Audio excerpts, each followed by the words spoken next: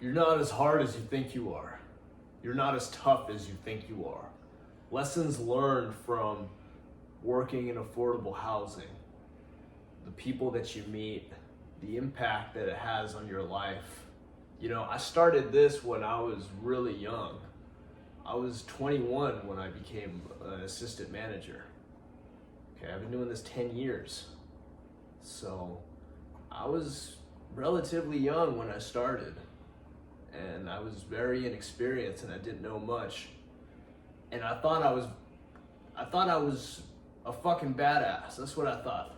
I thought I was some fucking badass, that I knew everything and I can work harder and I know more than everything else and I don't need to listen to anybody.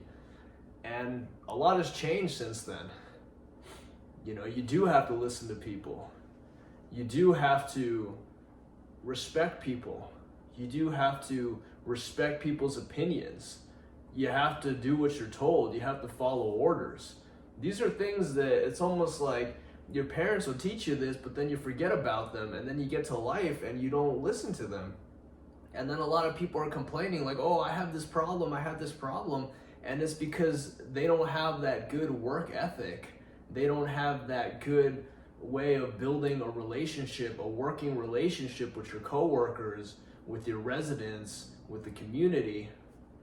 You know, when you're working in affordable housing, if the community doesn't like you, they will make problems for you. It's not always the residents. The residents can like you, but if the freaking neighborhood doesn't like you, and there's some places that are like that. There are some places where they have affordable housing and there's neighborhoods around there, and the neighborhood is very, very controlling and involved in what the manager is doing and what he can and cannot do. Okay? There are some places like that. You need to watch out for those places. But you have to learn how to build the basically what you're gonna do is, you know, whether or not people like you or not, you're gonna always put your best foot forward. You're gonna always want to put the best version of yourself out. Build the best version of yourself so you can give that back to the world. Not everybody's gonna like you. You're not a gold coin. Not everybody's gonna see you and be like, oh, it's a gold coin, I want it. Okay, you're not a piece of gold.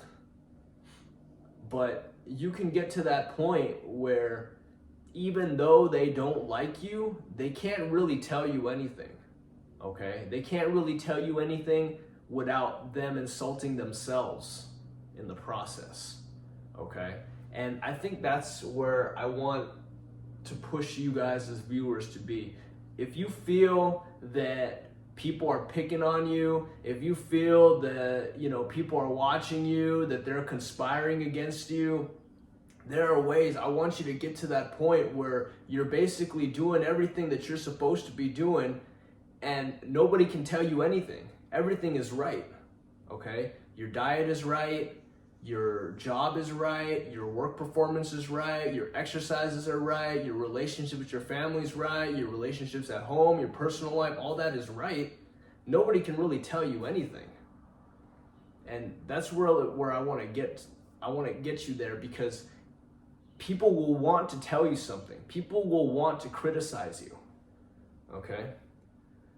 When you take this job, you gotta be able to survive these meetings, all right? These are hard fucking meetings. It's a hard meeting, and you gotta be a hard motherfucker to survive these meetings, okay? Let me ask you something. Can you take criticism? Can you take criticism from a fucking bitch, man or woman, doesn't matter. Someone who wouldn't last a fucking day in your shoes and telling you that you suck, that you don't know what the fuck you're doing, that you are retarded. Can you take criticism from that person and hold your composure and not react, and most importantly, maintain that high level of approachability in the meeting? Can you really do that while somebody is like, literally somebody who couldn't run an affordable housing complex even if she fucking tried? Even if her life depended on it, she couldn't do this fucking job. And she's telling me that I'm no good, that I don't know what I'm doing, that I'm stupid. you have to be able to maintain your composure. It's hard. It's hard to take criticism from somebody that you take a look at this person and it's like, motherfucker, I'll fuck you up right now. You have to be able to take criticism from that fucker. And that, to do that, you need mental fortitude. You need composure. You need to be able to not let somebody piss you off that you lose control. And it all ties in, because the only way you can build the strength to do that is to exercise and be disciplined with your workouts. Because when you exercise and you wake up in the morning and you say, fuck, I don't want to exercise, I don't want to get up, it's fucking cold out there and I'm tired as fuck and I didn't get enough sleep last night and I have to do this and I have to do that and I'm not doing it, that's the time where you have to go exercise, because you're building that mental fortitude. You're strengthening the mental muscles. And when you strengthen the mental muscles and you keep strengthening the mental muscles, you'll be able to survive those meetings, okay? You'll be able to remain composure and think clearly and think quickly to survive those meetings, okay? We're all put in hard, difficult situations in life. We always have those hard situations where we have to remain calm and explain our situation, and if we're unable to remain calm in those times, we will lose, okay? They will brand us as crazy, as vulgar, as uncontrollable, as out of control.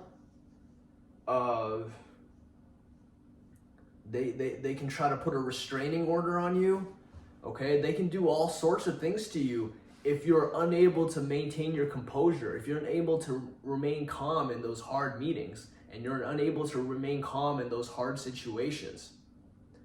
You gotta understand that you just exercising, being disciplined, training, doing all those things will make you hard. It will make you hard on its own. But there will always be somebody who's harder than you, okay? There will always be somebody that's harder than you. That's just how life is.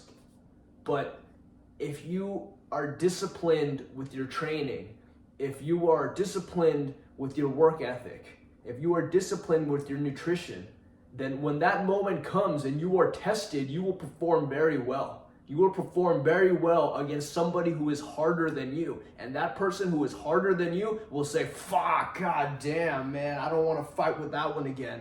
I don't want to fight with that one again because that motherfucker is hard. He's just hard like me. I was harder, but he's hard like me, and I don't want to fuck with him again. And that's where you want to be, okay? You don't got to be the hardest, baddest, smartest motherfucker, though. You don't got to be the best property manager in the world either. But you do have to be a hard one, and you do have to know your shit, and you do have to be able to remain calm. You have to be able to control your emotions, and you have to be able to think quickly, okay? It all ties in.